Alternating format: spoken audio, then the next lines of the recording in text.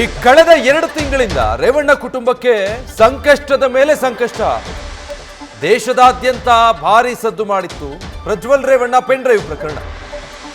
ರೇವಣ್ಣ ಪುತ್ರ ಪ್ರಜ್ವಲ್ ಮೇಲೆ ಲೈಂಗಿಕ ದೌರ್ಜನ್ಯದ ಆರೋಪ ಇದೆ. ಸದ್ಯ ಲೈಂಗಿಕ ದೌರ್ಜನ್ಯ ಕೇಸ್ನಲ್ಲಿ ಕಸ್ಟಡಿಯಲ್ಲಿದ್ದಾರೆ ಈಗಲೂ ಕೂಡ ಪ್ರಜ್ವಲ್ ರೇವಣ್ಣ. ಇನ್ನು ಇದೇ ಕೇಸ್ಗೆ ಸಂಬಂಧಪಟ್ಟ ಹಾಗೆ ಕಿಡ್ನಾಪ್ ಆರೋಪದ ಮೇಲೆ, ಅಂದ್ರೆ ಸಂತ್ರಸ್ತೆಯನ್ನ ಕಿಡ್ನಾಪ್ ಮಾಡಿಸಲಾಗಿತ್ತು ಅಂತ ಆರೋಪದಲ್ಲಿ ರೇವಣ್ಣ ಕೂಡ ಜೈಲು ಸೇರಿದ್ರು. ಸದ್ಯ ಬೇಲ್ ಪಡ್ಕೊಂಡು ಜೈಲಿಂದ ಹೊರಗೆ ಬಂದಿದ್ದಾರೆ ಎಚ್ ಡಿ ರೇವಣ್ಣ. ಇನ್ನು ಇದೇ ಕಿಡ್ನಾಪ್ ಕೇಸಿಗೆ ಸಂಬಂಧಪಟ್ಟ ಹಾಗೆ ಭವಾನಿ ರೇವಣ್ಣಗೂ ಸಂಕಷ್ಟ ಎದುರಾಗಿತ್ತು. ಸದ್ಯ ಅವರು ಬೇಲ್ ಪಡ್ಕೊಂಡಿದ್ದಾರೆ, ನಿರೀಕ್ಷಣಾ ಜಾಮೀನು ಸಿಕ್ಕಿರೋದ್ರಿಂದ ಸೇಫ್ ಆಗಿದ್ದಾರೆ. ಈಗ ನೋಡಿದ್ರೆ ಸೂರಜ್ ರೇವಣ್ಣ ಮೇಲೂ ಕೂಡ ಅಸಹಜ ಲೈಂಗಿಕ ದೌರ್ಜನ್ಯದ ಆರೋಪ ಕೇಳಿ ಬರ್ತಾ ಇದೆ. ಕಳೆದ 2 ತಿಂಗಳಿಂದ ನೋಡಿ ಇಡೀ ಕುಟುಂಬದ ಪರಿಸ್ಥಿತಿ ಹೇಗಾಗಿದೆ ಅಂತ. ಪ್ರಜ್ವಲ್ ರೇವಣ್ಣ ಪ್ರಕರಣ ಬೆಳಕಿಗೆ ಬಂದಾಗ ಪ್ರಜ್ವಲ್ ರೇವಣ್ಣ ಏಪ್ರಿಲ್ 26ನೇ ತಾರೀಕು ಹಾಸನದಲ್ಲಿ ಮತ ಚಲಾಯಿಸಿ ಅದಾದ್ಮೇಲೆ ಫಾರಿನ್ನಿಗೆ ಹೋದವರು. ತಿಂಗಳಾನುಗಟ್ಲೆ, 1 ತಿಂಗಳಿಗೂ ಹೆಚ್ಚು ಅವಧಿ ಅಲ್ಲಿದ್ರು. ಅದಾದ್ಮೇಲೆ ಸಾಕಷ್ಟು ಬೆಳವಣಿಗೆಗಳ ನಂತರ ತಾವಾಗೆ ಬಂದರು. ಆ ಸಂದರ್ಭದಲ್ಲಿ ಅವರನ್ನ ಅರೆಸ್ಟ್ ಮಾಡಲಾಯಿತು. ಆದರೆ ಅದಕ್ಕೂ ಮುಂಚೆ ಈ ಪ್ರಕರಣದಲ್ಲಿ KR ನಗರ ಸ್ಟೇಷನ್ನಲ್ಲಿ ಒಂದು ದೂರು ದಾಖಲಾಗಿರುತ್ತೆ. ಸಂತ್ರಸ್ತೆಯನ್ನ ಕಿಡ್ನಾಪ್ ಮಾಡಲಾಗಿತ್ತು ಅಂತ ಸಂತ್ರಸ್ತೆಯ ಮಗ ನೀಡಿದ್ದಂಥ ದೂರು. ಆ ದೂರಿನ ಆಧಾರದ ಮೇಲೆ ರೇವಣ್ಣರನ್ನ ಪೊಲೀಸರು ಅರೆಸ್ಟ್ ಮಾಡ್ತಾರೆ. ಅದಾದ್ಮೇಲೆ ರೇವಣ್ಣ ಜುಡಿಷಿಯಲ್ ಕಸ್ಟಡಿಯಲ್ಲಿದ್ದು ಬೇಲ್ ಪಡ್ಕೊಂಡು ಹೊರಗೆ ಬಂದಿದ್ದಾರೆ. ಅದನ್ನು ಕೂಡ ಮತ್ತೆ ಹೈಕೋರ್ಟ್ನಲ್ಲಿ ಪ್ರಶ್ನೆ ಮಾಡಲಾಗಿತ್ತು, ಬೇಲ್ ನಿರಾಕರಿಸಬೇಕು ಅಂತ. ಮತ್ತೊಂದು ಕಡೆ ಭವಾನಿ ರೇವಣ್ಣಗೂ ಕೂಡ ಇದೇ ಕಿಡ್ನಾಪ್ ಪ್ರಕರಣಕ್ಕೆ ಸಂಬಂಧಪಟ್ಟ ಹಾಗೆ ನೋಟಿಸ್ಗಳನ್ನು ಕೊಟ್ಟಿದ್ರು. ಆದರೆ ಅವರು ವಿಚಾರಣೆಗೆ ಹಾಜರಾಗಿರಲಿಲ್ಲ. ನಂತರದಲ್ಲಿ ಅವರಿಗೆ ಕೋರ್ಟ್ನಿಂದ ಜಾಮೀನು ಸಿಕ್ಕಿತ್ತು. ಹೀಗಾಗಿ ಅವರು ವಿಚಾರಣೆಯನ್ನ ಎದುರಿಸ್ತಾ ಇದ್ದಾರೆ ಇದೇ ಕಿಡ್ನಾಪ್ ಪ್ರಕರಣಕ್ಕೆ ಸಂಬಂಧಪಟ್ಟ ಹಾಗೆ. ಇಷ್ಟು ಒಟ್ಟಾರೆ ಪ್ರಹಸನದಲ್ಲಿ ಸೂರಜ್ ರೇವಣ್ಣ ಎಲ್ಲೂ ಕೂಡ ಕಾಣಿಸ್ಕೊಂಡೇ ಇರಲಿಲ್ಲ.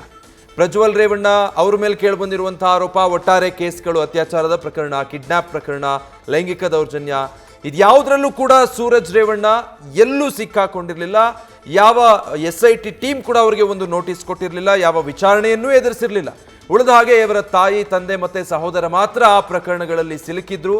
ರೇವಣ್ಣ ಈಗಾಗಲೇ ಜೈಲಿಗೆ ಹೋಗು ಬಂದ್ರು. ಆ ಪ್ರಕರಣದಲ್ಲಿ ಪ್ರಜ್ವಲ್ ರೇವಣ್ಣ ಇನ್ನೂ ಕೂಡ SIT ಕಸ್ಟಡಿಯಲ್ಲೇ ವಿಚಾರಣೆ ಎದುರಿಸ್ತಾ ಇದ್ದಾರೆ. ಮತ್ತೊಂದು ಕಡೆ ಬೇಲ್ ಪಡೆದುಕೊಂಡು ಭವಾನಿ ರೇವಣ್ಣ ಕೂಡ SIT ವಿಚಾರಣೆಗೆ ಹಾಜರಾಗಿದ್ದಾರೆ.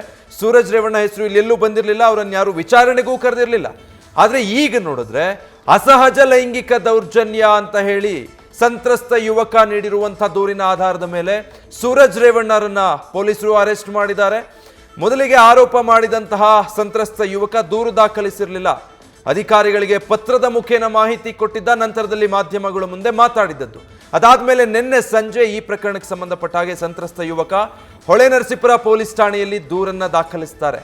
ಈ ದೂರಿನ ಆಧಾರದ ಮೇಲೆ FIR ರಿಜಿಸ್ಟರ್ ಆಗಿ ನಂತರದಲ್ಲಿ ಈ ಸೂರಜ್ ರೇವಣ್ಣರನ್ನ ಪೊಲೀಸರು 7:30 ಸುಮಾರಿಗೆ ಸೆಂಟಾಣೆಗೆ ಕರ್ಕೊಂಡು ಬಂದು ವಿಚಾರಣೆ ಮಾಡೋದಕ್ಕೆ ಆರಂಭಿಸ್ತಾರೆ.